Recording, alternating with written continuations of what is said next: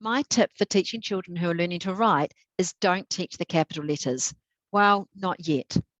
For children learning to write, knowing when to use a capital is a high level decision. To be able to make that decision, you have to know what a sentence is, and that is high level. When you are learning to write, you need to start with the basics: how to hold a pencil, how to compose your message, how to remember it, how to finger space, how to write the basic words and sounds. Children who are learning to write are not equipped to make a decision about when to use a capital or a lowercase letter.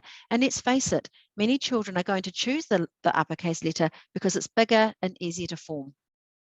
And that will start a habit that will go on for years, with capitals randomly scattered in their writing and seldom in the right places either. How do we fix this? When a child learns to write, keep it lowercase only at the beginning stages of writing. Don't teach or talk about the capitals. Make your alphabet freeze lowercase only, even if it means covering up the capitals. Teach lowercase only in handwriting and phonics. If someone writes their story and they do use a capital, say the same thing, whether they are right or wrong. Oh, I see you have a capital. What's your reason?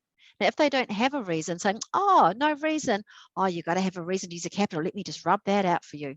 But if they do have a reason and it is correct, say, wow, that's great you've used a capital. That's such a good reason. You can keep it. Well, what about their name?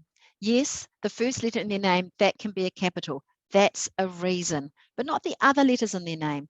And I often find for children who start school and they can write their name, often the whole thing is in capitals, and then I have to unteach it. When should you start teaching the capitals? When lowercase is established. Once it is firm, and if you are daily teaching handwriting, phonics, and story writing, then you will be consolidating those lowercase letters.